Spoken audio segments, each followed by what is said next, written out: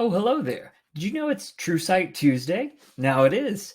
I really appreciate all of the interaction and views that I've been getting, especially chatting with everybody in the comments about how their D&D game is going, digging deeper into some of these questions. I really enjoy hearing about y'all's games and the ways that you're trying to better yourselves as a DM. So I did want to take a chance to respond to some of these comments more than I can in just the little YouTube reply section. Can't wait for your breakdown on Theros. It's my favorite official book. As far as the Theros video goes, I was actually working on that this weekend and encountered a number of issues, some technical. I may actually be seeking out a different video editing software, and some just motivational. I had a script for kind of everything I loved about Mythic Odysseys of Theros, the D&D book, and it easily could have been an hour long, and I was like, well, that's not going to work. Let's do something way shorter. And then it's like, well, this isn't going to work because I'm not going to be able to do the stuff that I want with getting footage of the actual book and scrolling through and rolling some dice. I still want to do something with Theros. I'm not sure yet what that is going to manifest as, and I don't know when it's going to be, so sorry. May have to make you wait just a little bit longer. Nathaniel Lydham says, do you have any tips on role-playing or engaging players in roleplay? I have a few players at my table who want to get into that stuff, and I am trying to find a good balance for them and the rest of my players. So this is a great question and also a big one. And no, it's not silly at all to say, how do I get people to roleplay in the role-playing game? I think that a lot of people coming into the hobby, maybe they've played, Skyrim or something. They get the idea that I'm supposed to be a hero, I have this set of powers, I have these magic spells I can do. They don't really understand the theatrical aspect of, I have to be like the people on Critical Role. Well, first of all, tell me if you've heard this one before. You don't have to be like the people on Critical Role. They're super high-end professionals that are getting paid a lot to do something they're extremely good at. You don't have to do that.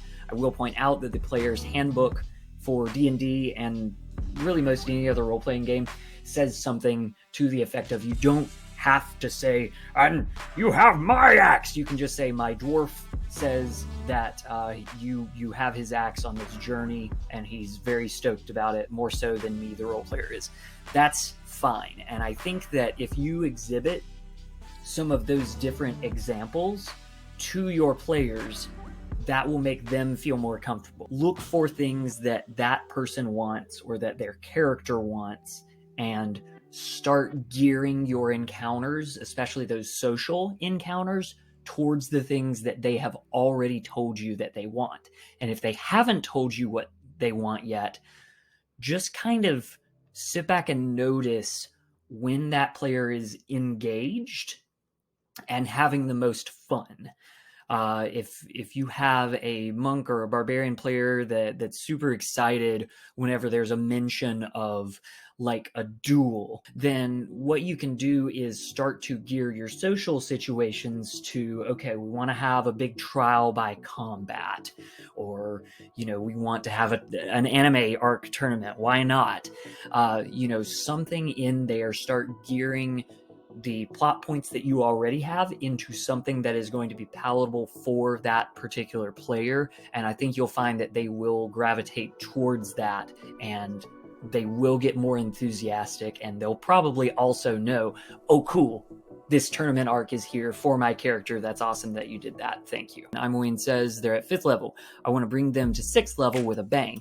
Tell you the truth, they seem to got a grasp of their characters. For example, when all of them took their damn time leveling up and asking me a shitload of questions, to me, they're learning.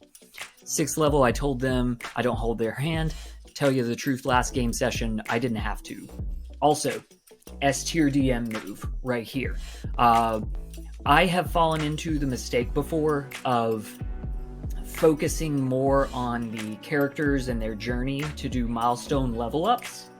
And what I'll notice is sometimes that will leave behind a few players who maybe they weren't able to figure out. They had a big level up, they had new spells that they didn't really get to master before they go to the next level on their character sheet. So it's important to keep the players in mind. So what Emmeline is describing here is paying attention, answering their questions, which is good. You're absolutely right. If your players are asking you questions about how their character works, they want to learn, they want to be able to, in most cases, do really good at fights, right?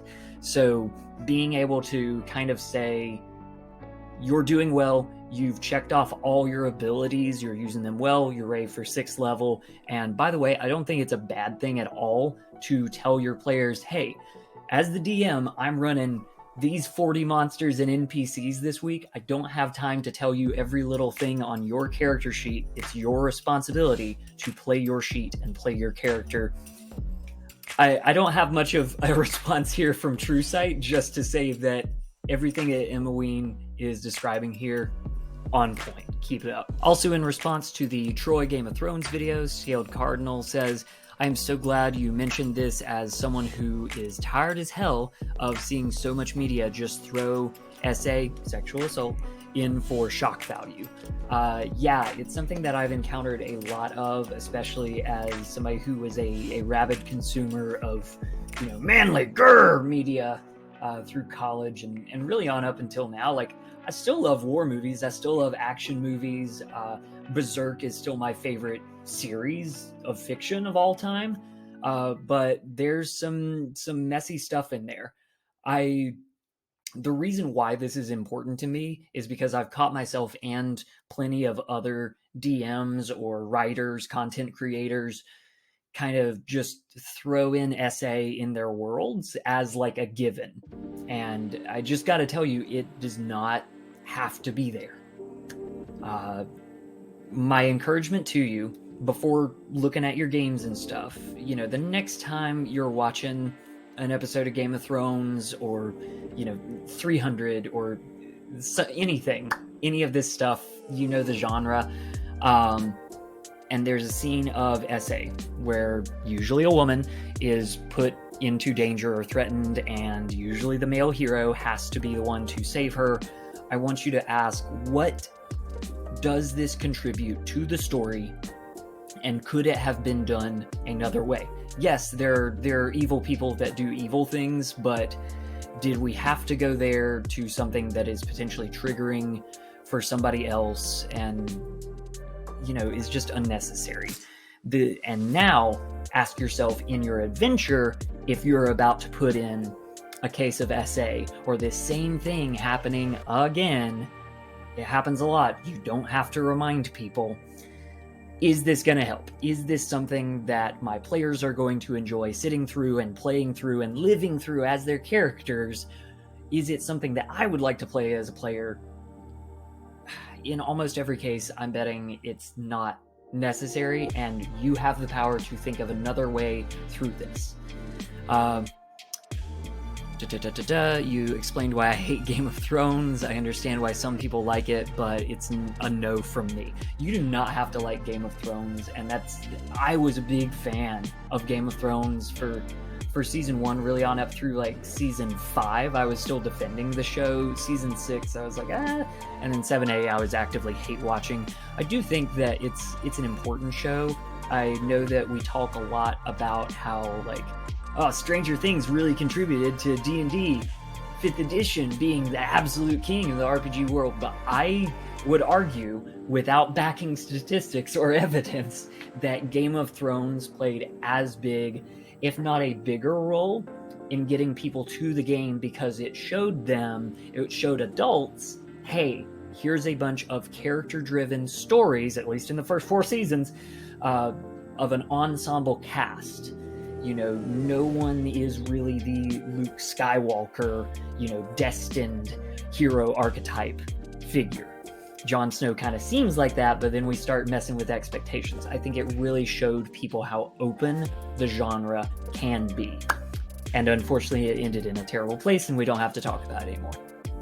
Ian from Incendium D&D, one of my favorite channels, says, it's going all right. My biggest banes are scheduling and prep.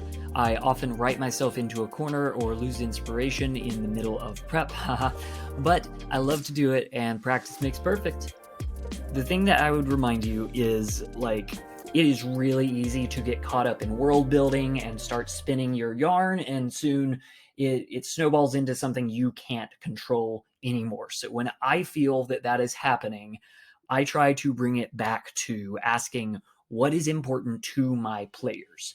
And if I can figure out the one thing that my players want to do this session, whether it's a quest that's in the distance, we got to go save the princess from the castle.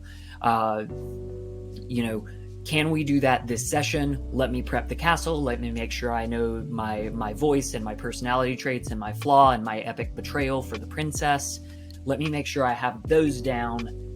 Now, other stuff doesn't matter so much. Maybe I don't have the village on the way done yet, but that's okay because I got the important stuff out of the way. My players want to get to the castle and save the princess. Cool. One other thing you can do is try to set yourself a limit. For my professional games, this is shorthand, but the rule of thumb, if I had to pick one, would be half of your game time spend on prep. If you're running a 4-hour game, spend 2 hours on prep. Once you start nearing that 2-hour mark, ask yourself, am I having a good time?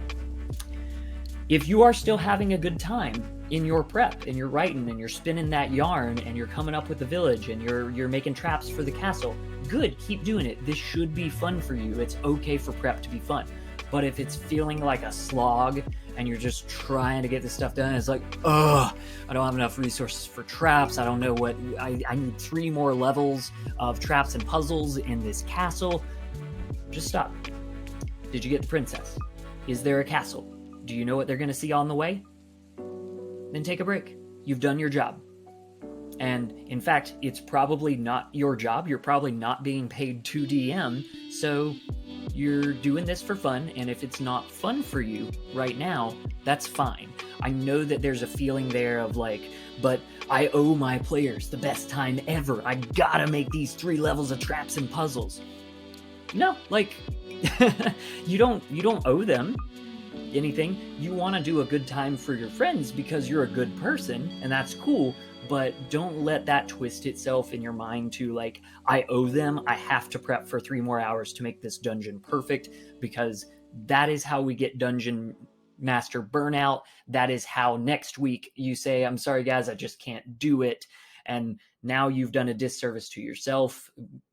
I don't want to say a disservice to them because you're helping make the adventure happen, and that's pretty cool. And that's all the responses I want to do today. I wanted this to be a short video. I would like to keep doing some Truesight Tuesday Q&As.